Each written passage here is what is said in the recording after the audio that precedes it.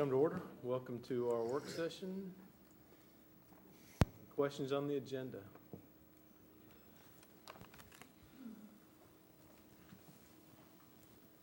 Or on the consent agenda? I have a question. Tom? Asbestos. How many schools we have left with asbestos, huh? Very few, and the ones we do have, it's been tile. There may, I think we've gotten the majority of it out and all the pipe and stuff. But we're getting close on the floor season. Do we have a certified crew of maintenance people who have that certification, or? We have, Steve Wise, who is certified, and leads the group, but we sub all of that out to a company to remove it, abate it, test it. But we have someone, Steve is certified to watch, oversee that. That's fine. Other questions?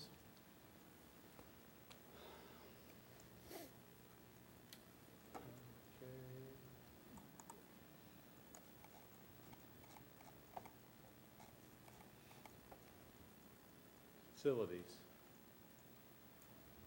We'll do that on,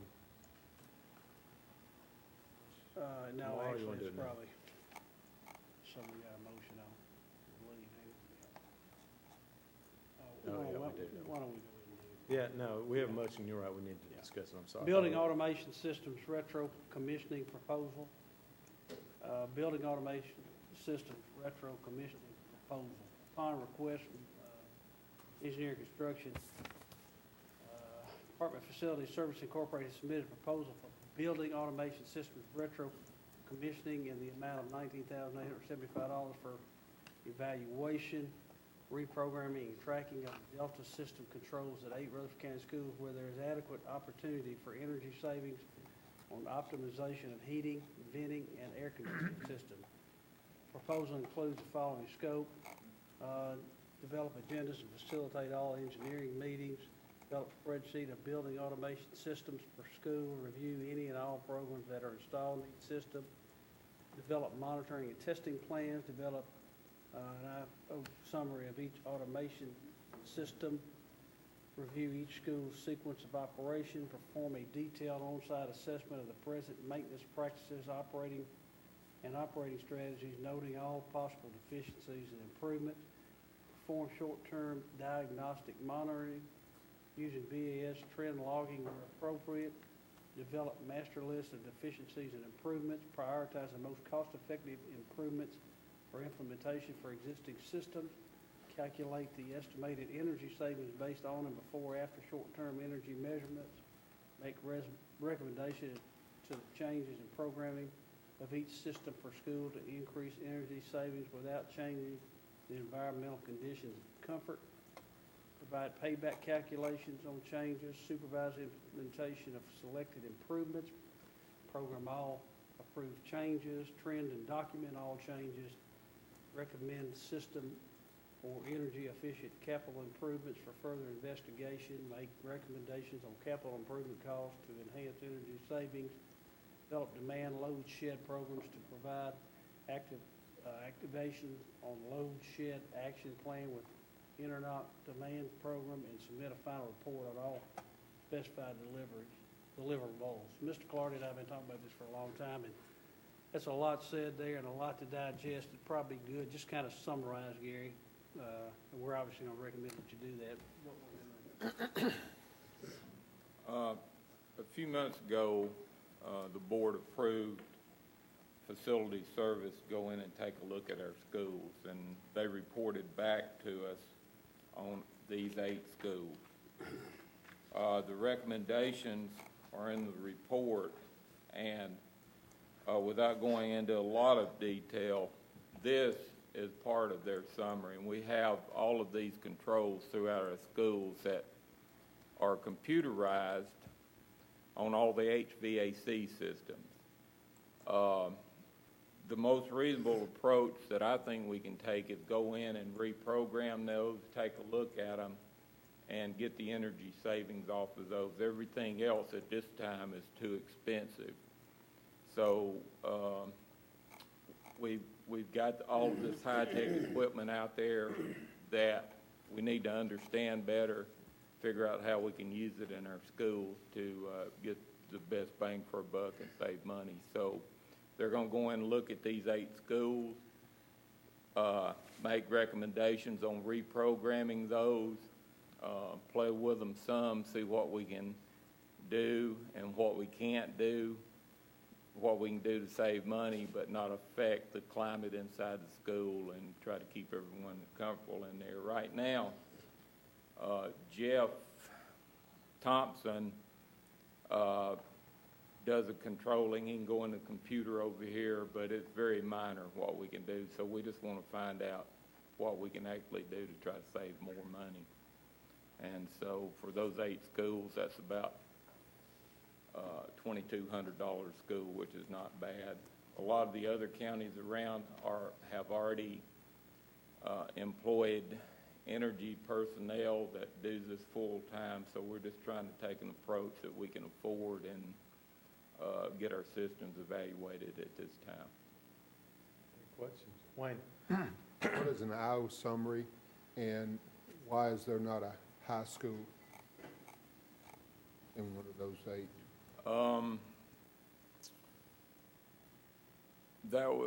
We'd kind of held off on a high school for the next round. That's just the input and output.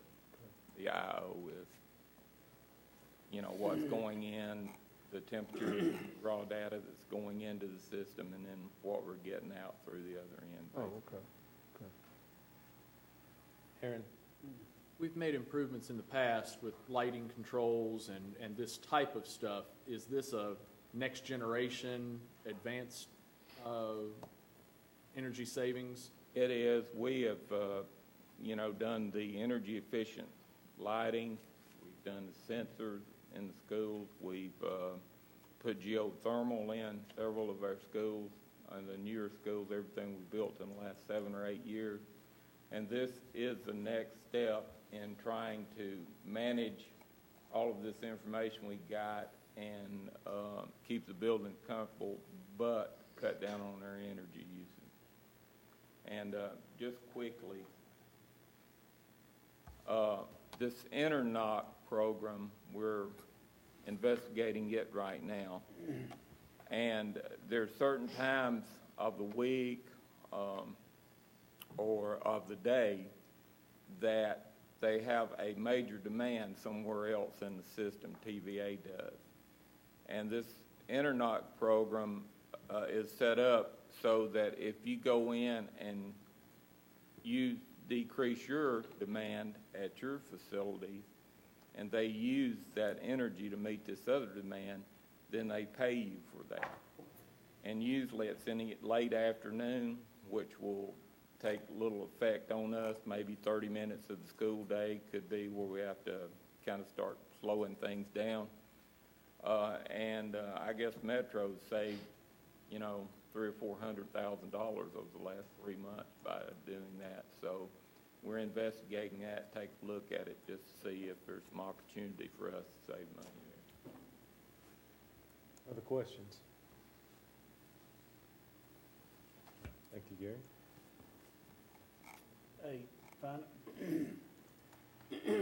me. Financial matters, Stewart's Creek High School budget. Requested construction budget for Stewart's Creek High School that we have been working with is $46,344,102. We need to forward the budget by line item to the commission for approval. Recommend that we approve the $46,344,102 construction budget for Stewart's Creek High School as presented. Questions? Grant? Done any recent refinement of that, or is that what we had? That's what we've had several all along. months. All that does is itemize basically the expenditures. Anything else on That, where are we exactly on construction? I haven't been out there. they've got the pad laid out. They're pretty close to start the plumbing, setting the plumbing. They've also cut across the road and run piping across the road to the retention pond. It's absolutely, it's amazing. Moving along. It's amazing. We've been blessed with good weather during this stretch. Yeah, we had a good stretch. But, you know, they got a lot of heavy equipment out there, earth movers, backhoes, things they drill and crush rock. They got 2 rock crushers, done a lot of dynamiting. They've moved hills, and it's just amazing. It's such a choreographed routine to have that much big equipment moving simultaneously. But they're cooking. Gary, you want to say anything? No, basically, they are making good time. We think probably next week we'll be starting putting footings. Mr. Bill said we'll be putting under slab plumbing and that type of stuff in, and working on the drainage, putting in some 72-inch electrical pipe right now to get the water off the site. They're building pads for the concession stands for the school buildings, the playing field and all that kind of stuff. So they're really making good progress. You said that a lot better than I did, thanks. Great. B, Eagleville School Phase 2 addition budget. The requested construction budget for Eagleville Phase 2 addition that we've been working with is $3,704,825. This total includes the architect fees for Phase 1 design. We need to forward the budget by line item to the commission for approval. We're going to recommend that you do that. I might add that Mr. Sandberg and I have already been to health ed budget, and that Phase 2 was approved 7-0 at both places, so it looks like it's going to happen, which is needed. I think they're all excited about that. any comments or questions? Okay, C, Amendment, this amendment funds $1,544,976 of the cost of the Eagleville Phase 2 addition by reallocating available funds in the building program fund. The largest source of this money is $1,191,872 currently budgeted as design funds for the next elementary school. The funds were kept in an elementary project because the funds have already been shared with Murfreesboro City Schools. This $1,191,872 in elementary funds were lent internally to provide the cash for the design fee for Stewart's Creek High School until the county went to bond market. $88 of this is from the Robbie Middle budget, $169,049 is from Oakland Middle School budget, and $183,967 is from Whitworth Buchanan construction budget. This amendment moves a total of $1,544,976 to help fund the Eagleville School Phase 2 addition. The county will be able to borrow $236,588 less than it would otherwise have borrowed by using its already shared money. Eagleville construction projects are funded with 7/13 of a shared elementary fund and with 6/13 of unshared funds. Recommend that you amend $1,191,872 in design fees for the next elementary school and $353,104 in remaining middle school construction funds for a total of $1,544,976 Eagleville School Phase 2 addition. question? Pretty complicated. Hey, can you, how does using the money this way differ from if, had we just saved it for an elementary school? I mean, Well, what it does, at the end of the day, they had pledged about $50 million to do the 2 projects. And what's happened is that they'll probably take some of that $50 million now and use it towards the jail or Joe B. Jackson or some other project, and we'll take $1.5 million out of leftover projects and design fee to put towards that project, towards Eagleville too. So in retrospect, we're not getting the full $50 million that we would have gotten. We're contributing some extra money that we have in various projects, and very little I don't think we should take No, them we on. don't, yeah, we don't want to. Yeah. I was more getting at the fact that we already shared with the city. Did we share more than we would have to, given that part of Eagleville is a high school? That's what I'm getting No, at. I don't think so, no.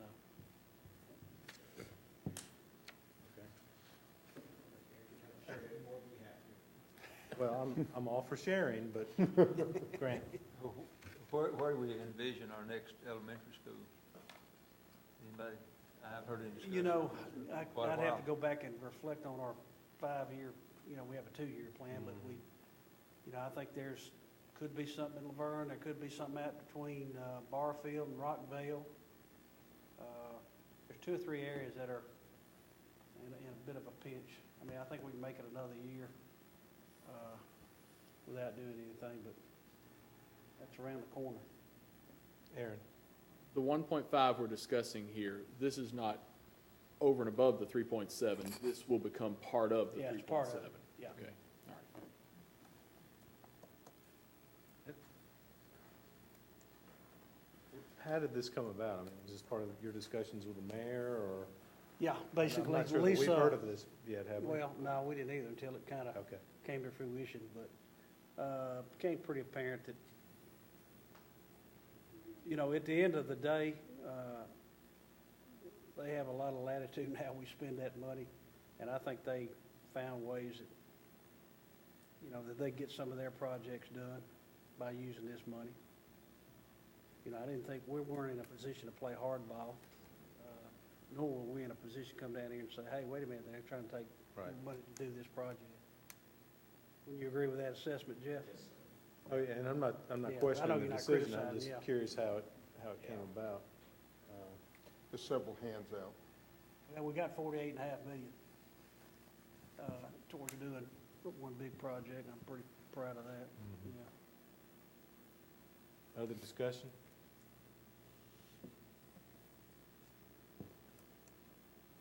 Okay, I don't see any. It takes us to the self-evaluation. I imagine you all had a chance to look at this, the results that Joyce tabulated, which are under tab 4 on your agenda. I'd be glad to entertain any discussion. If you haven't had a chance to peruse it, you ought to. No right or wrong answers, obviously. I guess my take on it was, we've known all along that planning has been a challenge for us for a variety of reasons, not because we haven't been interested in it, I don't think. Just because it's difficult, given, well, a variety of factors, to actually get it done. But we have tried, including our retreat last summer. Anybody have anything they want to say about our self-evaluation?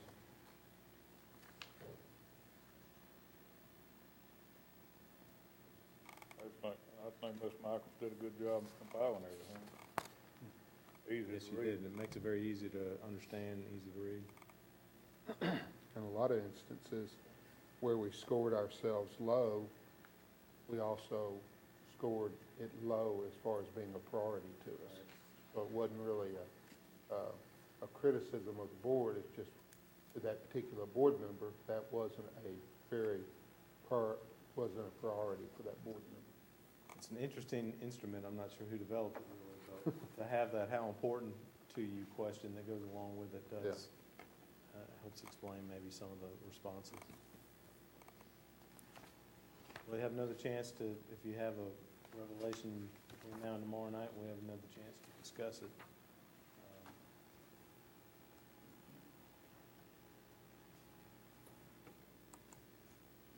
That brings us to general discussion.